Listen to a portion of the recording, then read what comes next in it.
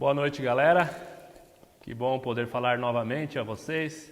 Que bom trazer a mensagem novamente a vocês. Espero que vocês tenham uma noite abençoada. Desejo que Deus possa falar ao coração de vocês e que vocês também possam compreender aquilo que Ele tem a nos dizer. Muitas vezes as coisas na nossa vida acontecem de formas que a gente não planeja ou de forma que a gente nem mesmo imaginava que poderia acontecer. Se a gente olhar para a forma como o Evangelho chegou à Grécia, à Europa, através de Paulo, lá no início da história do cristianismo, foi com um episódio que Paulo não esperava. Paulo não podia prever como Deus usaria as circunstâncias para que o Evangelho pudesse alcançar novas pessoas.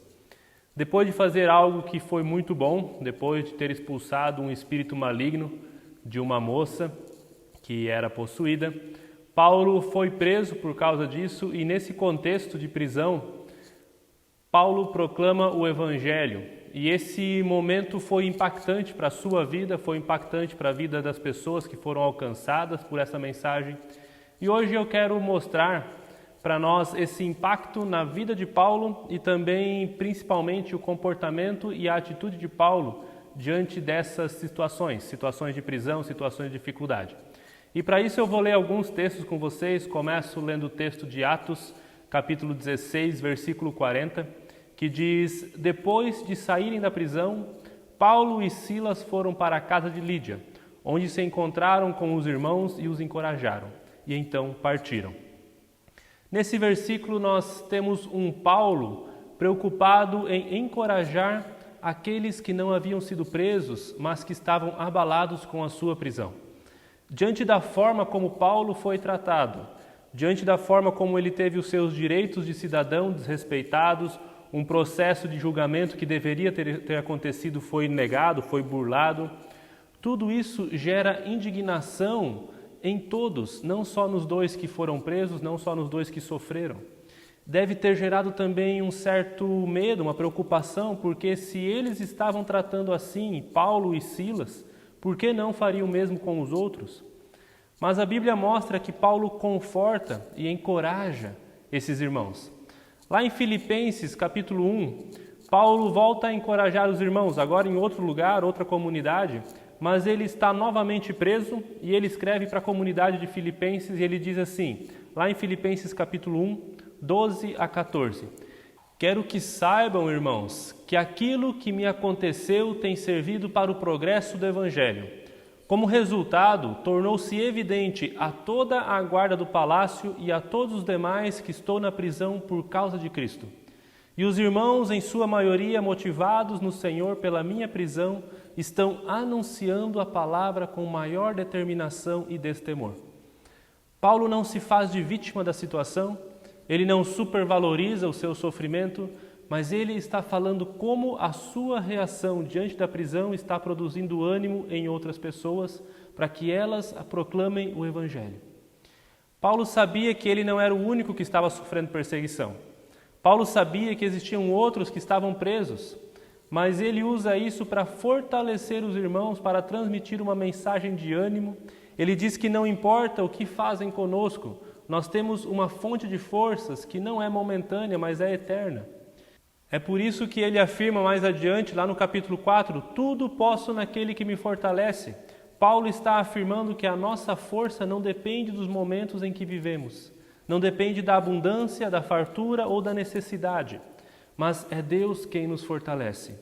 E Paulo está transmitindo a nós uma mensagem de encorajamento, nos dizendo que independente do que nós estamos enfrentando, podemos e devemos estar conectados com o Senhor, que é a fonte das nossas forças.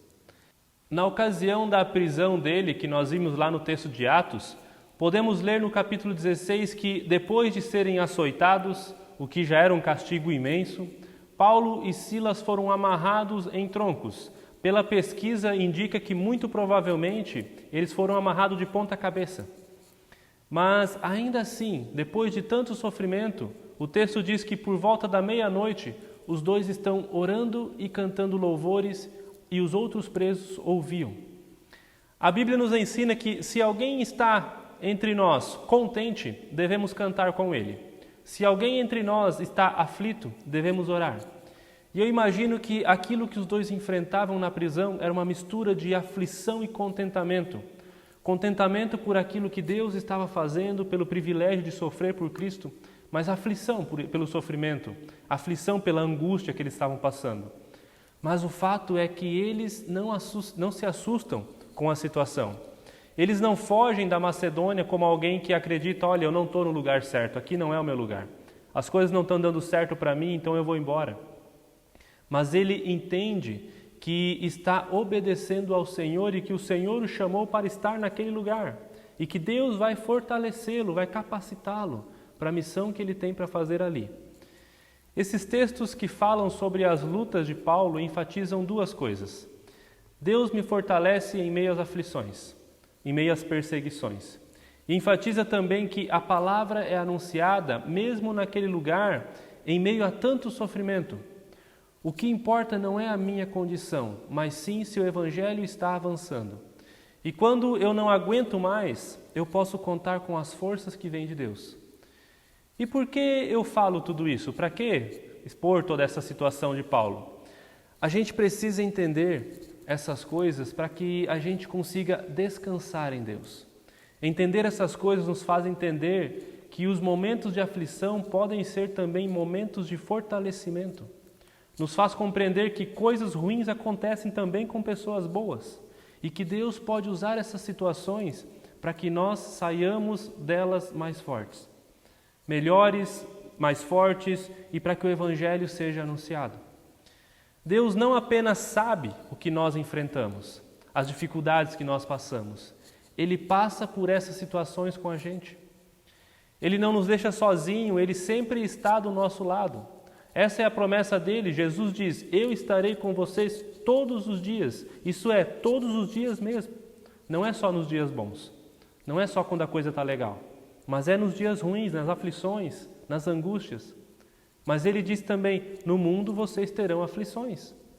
Ou seja, nós não devemos esperar que todos os dias sejam bons. Que tudo dê certo para que a gente viva só no conforto. Devemos saber que as aflições virão. As circunstâncias difíceis virão, mas tende bom ânimo, diz o Senhor, eu venci o mundo. Mais do que nos preocupar se a circunstância é boa ou ruim, devemos nos preocupar em como nós vamos passar por aquela circunstância, como nós vamos enfrentar aquela circunstância. Porque existem pessoas que mesmo diante de uma situação boa, se comportam de forma negativa. Ainda escrevendo aos Filipenses, no capítulo 4, versículo 4, Paulo escreve, alegrem-se sempre no Senhor. Novamente direi, alegrem-se. Nessa frase, Paulo nos dá 3 orientações sobre os momentos de adversidade. Ele fala o que fazer, quando fazer e como fazer. O que fazer? Ele diz, alegrem-se. Quando? Sempre. Alegrem-se sempre. Não importa se o que você está vivendo é bom ou ruim. E por que nós podemos sempre nos alegrar? Como isso é possível? Como fazer isso? Ele responde, no Senhor. Paulo está dizendo que a minha alegria não é por causa daquilo que eu passo, seja positivo ou negativo. Mas minha alegria se manifesta porque eu me alegro no Senhor, um Deus que me deu o privilégio de servi-lo, de participar do seu reino. Esse Deus me deu a honra de até mesmo sofrer pelo Evangelho. É uma honra sofrer por aquilo que Cristo veio trazer a nós. Mas Ele nunca me abandona. Mesmo em meio ao sofrimento, Ele está comigo. Ele tem estado ao meu lado noite e dia, tem me guardado, tem me protegido em todos os momentos. E um dia eu terei uma grande recompensa por tudo isso. Ou seja, não existe nada nem ninguém para onde eu devo direcionar o meu ânimo, do qual deve depender o meu bom ânimo, a não ser no Senhor. E essa não é uma dica ou uma sugestão de Paulo. É algo que nós precisamos viver, praticar, para que a gente realmente possa se alegrar. Uma alegria verdadeira. É com esse pensamento que Paulo pode falar sobre as suas prisões e ainda assim consolar e fortalecer os seus ouvintes. Ele não se faz de vítima, mas ele deseja inspirar eu e você a pregar o Evangelho em toda e qualquer circunstância. E devemos sempre lembrar que a fidelidade do Senhor não é medida pelas circunstâncias em que nós vivemos, mas pelas promessas, pelo compromisso dele com cada um de nós. E por último, nós podemos nos fortalecer, independente daquilo que enfrentamos. Eu quero dizer a cada um de nós, tenha bom ânimo, independente do que você esteja passando. E para que a gente consiga manter esse bom ânimo, não é necessário muito malabarismo. É preciso nos conectar com o Senhor. Meu desejo é que a gente possa encontrar essa conexão, que a gente possa receber esse fortalecimento de Deus também nos dias maus. Que a gente possa perceber que Deus está do nosso lado, também em meio às aflições. Que a gente possa se alegrar sempre no Senhor, naquilo que Ele tem feito na minha e na tua vida.